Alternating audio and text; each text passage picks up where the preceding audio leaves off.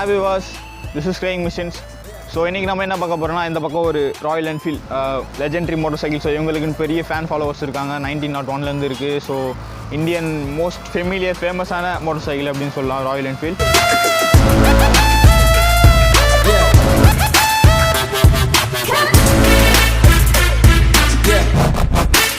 So அந்த other side பார்த்தீங்கன்னா Java. And ஜாவாக்குன்னு பார்த்தீங்கன்னா இவங்களுக்கும் வந்து பெரிய ஃபேன் ஃபாலோவர்ஸ் இருக்காங்க. ஆனால் 2 ஸ்ட்ரோக் என்ஜின் ஓல்டு இருக்கு இல்லையா, அந்த ஓல்டு 2 ஸ்ட்ரோக் என்ஜினுக்கு செம்ம ஃபேன் ஃபாலோவர்ஸ் இருக்காங்க.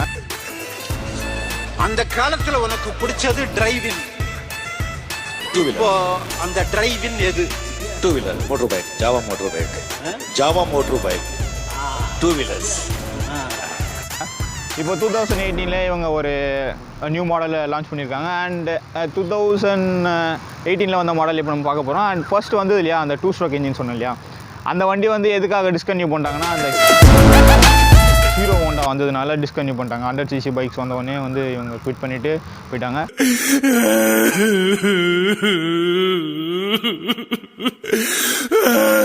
ஜாவா பற்றி ஃபஸ்ட்டு பார்ப்போம். ஸோ ஜாவா ஏற்கனவே ஒரு ரிவ்யூ நம்ம சேனலில் போட்டிருக்கேன். ஸோ அதை போய்ட்டு ஒரு வாட்டி பார்த்துக்கோங்க. டிஸ்கிரிப்ஷனில் லிங்க் இருக்குது, அதை போய்ட்டு பார்த்துக்கோங்க. அண்ட் இப்போ வந்து சிம்பிளாக பார்த்துக்கோங்க, ஸ்பெக்ஸ் சொல்லி உங்களுக்கு போர் அடிக்கிறதுல.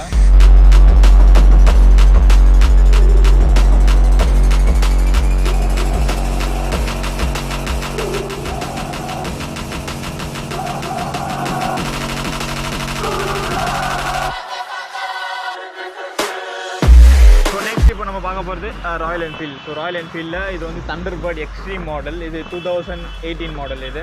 அண்ட் இது வரைக்கும் வந்து ஒரு 12,000 கிலோமீட்டர்ஸ் கவர் பண்ணியிருக்கேன் இந்த மோட்டர் சைக்கிள். இது என்னோடய மோட்டர் சைக்கிள் தான்.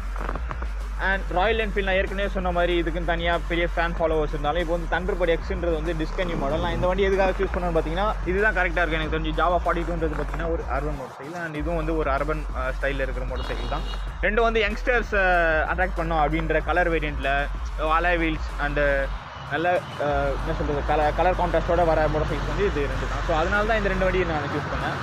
And at the same time பார்த்தீங்கன்னா இதுலேயும் ஸ்டாண்டர்ட் இருக்குது, ராயல் என்ஃபீல்ட்லேயும் கிளாசிக் இருக்குது. ஸோ இது ரெண்டு தான் காம்படிஷனாக இருக்கும். நான் முடிஞ்சால் அது வந்து இப்போ தனியாக ஒரு கம்பேரிசன் பண்ணுறேன். இப்போ தண்டர்பர்ட் பற்றி பார்ப்போம். ஸோ தண்டர்பர்ட் வந்து எக்ஸ் டிஸ்கன்யூ சொன்னோம் இல்லையா, ஸோ அடுத்து மீட்டியார் 350 வரப்போகுது. ஸோ தண்டர்பர்ட் எக்ஸை பொறுத்த வரைக்கும் பார்த்தீங்கன்னா நல்லா பிரேக்ஸ் வந்து ஃப்ரண்ட்டில் இருக்கும், பேக்கில் ரொம்ப வந்து பிரேக் நீங்கள் எதிர்பார்க்க முடியாது. ஓரளவுக்கு பரவாயில்ல பேக்கு. அண்ட் ஃப்ரண்ட் வந்து செம பைட்டு. ஸோ ரெண்டுத்தையும் நம்ம அப்ளை பண்ணும்போது ஓகே, எந்த ஸ்பீடில் ஒரு 100 கிலோமீட்டர் ஸ்பீடில் போனாலும் வந்து நல்லா பைக் பண்ணிங்கன்னா அவங்க என்ன சொல்கிற பிரேக் பேட்ச் நல்லா இருந்ததுன்னா நல்லா சூப்பராக பிரேக்ஸு. அண்ட் அதுக்கப்புறமா பார்த்தீங்கன்னா ராயல் என்ஃபீல்டை பொறுத்த வரைக்கும் ஆஃப்டர் மார்க்கெட் ப்ராடக்ட்ஸ், பம்பர்ஸாக இருக்கட்டும், கிரில்ஸாக இருக்கட்டும், ஹெட்லேம்ப் கிரில்ஸாக இருக்கட்டும், எல்லாம் வந்து நிறையா பிளென்டி ஆஃப் ப்ராடக்ட்ஸ் வந்து மார்க்கெட்டில் இருக்குது. எக்ஸாஸ்ட்டு அந்த மாதிரி நிறைய பொருள் இருக்குது. ஜாவாவில் வந்து அது கிடைக்காது. அடுத்து இன்னொரு விஷயம் பார்த்திங்கன்னா ஒரு க்ரூசர் ராயல் என்ஃபீல்டாக இருக்கட்டும் ஜாவாவாக இருக்கட்டும், க்ரூசர்னு சொல்கிறோம் இல்லையா, க்ரூசரை பொறுத்த வரைக்கும் வந்து தண்டர்பர்ட் எக்ஸில் வந்து ஒரு பாசிட்டிவான விஷயம் என்னென்னு பார்த்தீங்கன்னா டேங்க் தான். டேங்க் வந்து 20 லிட்டர்ஸ் டேங்க். ஸோ ரிசர்வ்லேயே வந்து கிட்டத்தட்ட 3 லிட்டர்ஸ் ரிசர்வ்லேயே பிடிக்கும். அண்ட் ஜாவாவில் வந்து 15 லிட்டர்ஸ் தான் டேங்க் கொடுக்குறாங்க. பட் தண்டர்பர்ட் எக்ஸில் கிட்டத்தட்ட 20 லிட்டர்ஸு. அதுக்கப்புறமா வந்து சீட்டிங் பொசிஷன் தான் இந்த வண்டியில் வந்து சூப்பராக இருக்குது. இந்த வண்டி மேஜர் அட்வான்டேஜ் அப்படின்னு சொல்கிறது வந்து சீட்டிங் பொசிஷன் தான். அண்ட் விஷுவலாக பார்க்கவும் வந்து தண்டர்பர்ட் எக்ஸ் சூப்பராக ஒரு அமெரிக்கன் பைக் மாதிரி இருக்கும். அண்ட் சீட்டிங் பொசிஷன் வரைக்கும் பார்க்கும்போது இந்த ஷார்ட் அண்ட் ஒயிட் ஹேண்டில் பார்ஸ்ன்னு சொன்னோம் இல்லையா, அந்த ஹேண்டில் பார்ஸ் வந்து இருக்கட்டும். இப்போ ஃபுட் பேக்ஸ் வந்து நியூட்ரலாக இருக்கும், ரொம்ப ஃப்ரண்ட் போர்ஷன்லும் இல்லாமல் பின்னாடி ஸ்போர்ட் பைக்கில் வர மாதிரி ரொம்ப பேக்லேயும் இல்லாமல் நியூட்ரல் தான் உங்கள் காலை வந்து நீங்கள் வச்சுருக்க முடியும். அந்த நியூட்ரல் தான் வந்து அந்த சீட்டிங் இருக்கு இல்லையா, ஸோ குஷன் சூப்பராக இருக்கும். ஸ்டாக் சீட்டே வந்து ராயல் என்ஃபீல்ட் தண்டர்பர்ட் எக்ஸை பொறுத்த வரைக்கும் நல்லாயிருக்கும். அதில் உட்காந்து நீங்கள் ஓட்டும் போது எப்படின்னா நல்லா கார்னர்ஸாக இருக்கட்டும், கார்னரிங் வந்து பெஸ்ட் ஸ்போர்ட் பைக் தான். இருந்தாலும் வந்து க்ரூசரில் ஒரு கார்னர் வந்து நீங்கள் பண்ணியிருந்தீங்கன்னா உங்களுக்கு தெரிஞ்சிருக்கும் அதில் வந்து எப்படி இருக்கும் அப்படின்னு சொல்லிட்டு. அந்த கார்னர்ஸ் பண்ணும்போது வந்து அந்த பெஞ்சில் உங்களுக்கு கான்ஃபிடென்ட்டாக மூவ் பண்ண முடியும். ஸோ எப்படி இருக்குன்னா ரூல் த ரோடு அந்த மாதிரி இருக்கும். நீங்கள் அந்த வண்டியில் ஒரு ரக்டு ஃபீல் இருக்கும் ஓட்டும்போது. அந்த ஹேண்டில் பார்ஸை பிடிச்சிட்டு நீங்கள் ஃபுட் பேக்ஸ் வச்சுட்டு அந்த சீட்டில் உட்காந்துட்டு நீங்கள் ஓட்டும்போது ஒரு ரக்டு ஃபீல் இருக்கும், நல்ல ஃபீல் இருக்கும் உங்களுக்கு. அட் த சேம் டைம் ஜாவாவில் வந்து நீங்கள் அந்த ரக்டு ஃபீலாக இருக்கட்டும், உங்களுக்கு அந்த கான்ஃபிடென்ட்டாக இருக்கட்டும், அது வந்து கர்வ்ஸில் வந்து ரொம்ப வராது. பட் ஆனால் ஷார்ட் ரைட்ஸாக இருக்கட்டும், சிட்டியில் ஃபில்டர் பண்ணி போகிறதா இருக்கட்டும், அதெல்லாம் வந்து ஜாவாவில் சொல்லுவோம். க்ரூசரை பொறுத்த வரைக்கும் ஃபர்ஸ்ட் நீட் என்னென்னு பார்த்தீங்கன்னா டேங்க்ஸ் தான். ஸோ டேங்க் கெப்பாசிட்டி பார்த்த வரைக்கும் ஜாவாவுக்கும் ராயல் என்ஃபீல்டுக்கும் கம்பேர் பண்ணும்போது தண்டர்பர்ட் எக்ஸில் வந்து 20 லிட்டர் டேங்க் கொடுத்துருக்காங்க. பட் ஆனால் ஜாவாவில் 14 liters தான் டேங்க் கொடுத்துருக்காங்க. 14 or 15 அரௌண்ட் 15 இருக்கும். அண்ட் ரிசர்வில் பார்த்தீங்கன்னா தண்டர்பர்ட் எக்ஸில் 3 liters பிடிக்கும். பார்த்தீங்கன்னா கிரவுண்ட் கிளியரன்ஸ் தான். ஸோ நெக்ஸ்ட்டு ஒரு நீட் என்னென்னு பார்த்தீங்கன்னா ஒரு க்ரூசருக்கு கிரவுண்ட் கிளியரன்ஸ் ரொம்ப முக்கியம். அண்ட் ஜாவாவில் வந்து அந்த கிரவுண்ட் கிளியரன்ஸ் ரொம்ப கம்மியாக இருக்குது. அதுக்கப்புறம் சீட்டிங் கம்ஃபர்ட். ஒரு க்ரூசராக பொறுத்த வரைக்கும் என்னென்னு பார்த்தீங்கன்னா உங்கள் ஃபுட் பேக்ஸாக இருக்கட்டும், ஒரு லாங்காக இருக்கட்டும், ஷார்ட்டாக இருக்கட்டும், எல்லாருக்கும் வந்து கம்ஃபர்டபுளாக இருக்கணும். அந்த விதத்தில் பார்த்தீங்கன்னா தண்டர்பர்ட் எக்ஸில் தான் நல்ல கம்ஃபர்ட்னஸ் இருக்குது, ரைடிங் கம்ஃபர்ட்டு. ஜாவாவில் வந்து அந்த கம்ஃபர்ட்னஸ் கிடையாது ரொம்ப. ஏன்னா இந்த சீட்ஸாக இருக்கட்டும், அவங்க கொடுக்குற ஸ்டாக் சீட்ஸாக இருக்கட்டும், and handle bar and foot peg பொசிஷன்ஸாக இருக்கட்டும், அந்த அளவுக்கு ரொம்ப கம்ஃபர்டபுளாக இருக்காது. அதுக்கப்புறம் பிரேக்ஸ் பார்த்தீங்கன்னா 2 வண்டிலையுமே ஃப்ரண்ட் பிரேக்ஸ் நல்லாயிருக்கு. பட் ஆனால் பேக் பிரேக்ஸில் 2 வண்டிலையுமே லேக் இருக்குது கொஞ்சம். அண்ட் பிரேக்கிங் பொறுத்த வரைக்கும் மோரோவர் சேம். மெயின்டெனன்ஸ் பொறுத்த வரைக்கும் நெக்ஸ்ட் வந்து இப்போ நீங்கள் இந்த வண்டியை எடுத்துகிட்டு ஒரு லாங் ரைட் போயிட்டீங்க, நடுவில் வந்து உங்களுக்கு திடீர்னு ஏதோ ஒரு ப்ராப்ளம் வந்துருச்சு, என்ஜின்லேயா இருக்கட்டும், ஒரு ஹீட் இஷ்யூ வந்துருச்சு, ஏதோ ஒரு ப்ராப்ளம்னா நீங்கள் ராயல் என்ஃபீல்டு வந்து சடனாக எங்கே வேணால் போகலாம். அண்ட் ராயல் என்ஃபீல்டு கம்பெனியும் வந்து உங்களுக்கு பேக்கப் இருக்கும். பட் ஜாவாவில் வந்து அந்த விதத்தில் பார்த்தீங்கன்னா ரொம்ப மெக்கானிக்ஸ் யாரும் வந்து இந்த வண்டியில் கை வைக்கிறதுக்கு பயப்படுவாங்க. ஸோ அந்த மாதிரி ஒரு இஷ்யூஸ் இருக்குது. ஸோ நீங்கள் வந்து வண்டி எடுத்திங்கன்னா வெளியில் யாருக்கிட்டையுமே விட முடியாது, ஷோரூமில் மட்டும்தான் நீங்கள் சர்வீஸ் பண்ணுற மாதிரி இருக்கும். அண்ட் இன்னொரு விஷயம் பார்த்தீங்கன்னா அது வந்து லிக்விட் கூல்டு இன்ஜின். நீங்கள் அடிக்கடி இந்த வண்டியை வந்து மெயின்டைன் பண்ணணும். இந்த லிக்விட் கூல்டு அந்த கூலண்ட் ஆயில் இருக்கு இல்லையா, அது கரெக்டாக இருக்கா, பர்ஃபெக்டாக இருக்கா அப்படின்னு பார்க்கணும். அண்ட் அதுக்கப்புறம் கிராஸ் பாஸும் பார்த்தீங்கன்னா இந்த வண்டியில் இந்த மாதிரி நீங்கள் ஷார்ட்டாக தான் போட முடியும், பெரிய கிராஸ் பாஸ் போட்டால் ஷூட் ஆகாது. ஸோ அது ஒரு இஷ்யூ. அதுக்கப்புறமா பார்த்தீங்கன்னா இந்த வண்டியில் டார்க். ஸோ டார்க்கு அப்படின்னு சொல்லும்போது இந்த வண்டியில் 20 Nm டார்க் கிளைம் பண்ணுறாங்க.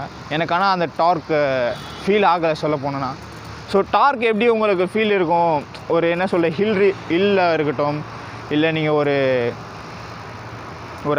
அப் போர்ஷனில் இருக்கிற ஏரியாவில் நீங்கள் வந்து குயிக் த்ராட்டில் பண்ணும்போது நல்ல பிக்கப் இருக்கும். அப்படி இருந்தால் தான் டார்க் அப்படின்னு சொல்லுவாங்க. ஸோ இன்னொரு விஷயத்துலையும் நீங்கள் வந்து டார்க்கை பார்க்கலாம். எப்படின்னா இப்போ இந்த என்ஜின் இருக்கு இல்லையா, இந்த ஸ்ட்ரோக் லென்த் அதிகமாக இருந்தால் தான் டார்க் நல்லாயிருக்கும் என்ஜினில். அதனால தான் வந்து தம் சவுண்ட் வந்து ராயல் என்ஃபீல்டில் நல்லா அந்த தம் சவுண்ட் இருக்கு இல்லையா, அந்த தம் சவுண்டு ராயல் என்ஃபீல்டில் வருது. ஸோ இந்த வண்டியில் வர அந்த சவுண்ட் பார்த்தீங்கன்னா சம்திங் என்ன சொல்லுவோம், ஒரு ஸ்போர்ட் பைக்கில் செமி ஸ்போர்ட் பைக்கில் வர மாதிரி இருக்குது. நியூட்டன் மீட்டர் டார்க், அந்த டார்க் எனக்கு ஃபீல் ஆகலை அப்படின்னு சொல்லிட்டு எப்படி சொல்கிறேன்னா, இப்போ ஃபார் எக்ஸாம்பிள் நீங்கள் இது ஒரு ரிங்ஸ்னு வச்சுக்கோங்களேன். இதுதான் இந்த நட்ஸு இதெல்லாம் வந்து போல்டெல்லாம் லூஸ் பண்ணுறதுக்கு ரிங்ஸ் யூஸ் பண்ணுவோம் இல்லையா, அந்த ரிங்ஸ்னு வச்சுக்கோங்களேன். இந்த ரிங்கை இங்கே பிடிச்சிட்டு நீங்கள் லூஸ் பண்ணும்போது தான் நல்லா உங்களுக்கு டார்க் வந்து அதில் ஃபீல் ஆகும். பட் ஆனால் அட் த சேம் டைம் இங்கே பிடிச்சிட்டு நீங்கள் அதை லூஸ் பண்ணிங்கன்னா அவ்வளோ சீக்கிரம் வந்து அந்த டார்க் அங்கே ஃபீல் ஆகாது, அதனால் வந்து சீக்கிரம் லூஸ் ஆகாது. அதே கான்செப்ட் தான் இங்கே ராயல் என்ஃபீல்டில் பார்த்தீங்கன்னா அந்த டார்க் இருக்கும், மிட் ரேஞ்ச் டார்க். எப்படின்னா இப்போ நீங்கள் ஒரு டாப் கியரில் இருக்கீங்கன்னு வச்சுக்கோங்களேன், 5th கியரில் இருக்கீங்க, ஒரு 70-80 க்ரூஸ் பண்ணுறீங்க, சடனாக உங்கள் மோட்டர் சைக்கிளோட ஸ்பீடை நீங்கள் குறைச்சிட்டு ஒரு 50 or 45 இருந்து நீங்கள் லைட்டாக கிளச் பிடிச்சிட்டு நீங்கள் த்ராட்டில் கொடுத்தீங்கன்னா உங்களுக்கு அந்த ஃபீல் இருக்கும், டப்னு உங்கள் வண்டி பிக்கப் இருக்கும். பட் ஆனால் அட் த சேம் டைம் ஜாவாவில் நீங்கள் அந்த மாதிரி பண்ணும்போது இந்த வண்டியில் வர நாய்ஸ் வந்து ரொம்ப என்ன சொல்கிறதுன்னா மைண்டை இது பண்ணுற மாதிரி இருக்குது. டக்கு கனெக்டரில் ஏதோ ப்ராப்ளம் வந்த மாதிரி, கனெக்டர் உடஞ்ச மாதிரி டிக் ஒரு சவுண்டு வருது. ஸோ அந்த இதில் பார்த்திங்கன்னா டார்க்கியாக நல்ல ஸ்டேபிளான என்ஜினாக ராயல் என்ஃபீல்டு தான் இருக்குது. இந்த ஜாவா என்ஜின் பொறுத்த வரைக்கும் ஒரு பெர்ஃபார்மன்ஸ் பேஸ்ட் இன்ஜின். ஸோ ஏற்கனவே சொன்ன மாதிரி பெர்ஃபார்மன்ஸ் பேஸ்ட் இன்ஜின் தான் வாங்கணும் அப்படின்னா இந்தியன் மார்க்கெட்டில் நிறைய மோட்டர் சைக்கிள்ஸ் இருக்குது. ஸோ எக்ஸாம்பிள் டியூக்காக இருக்கட்டும், நிறைய பைக்ஸ் இருக்குது.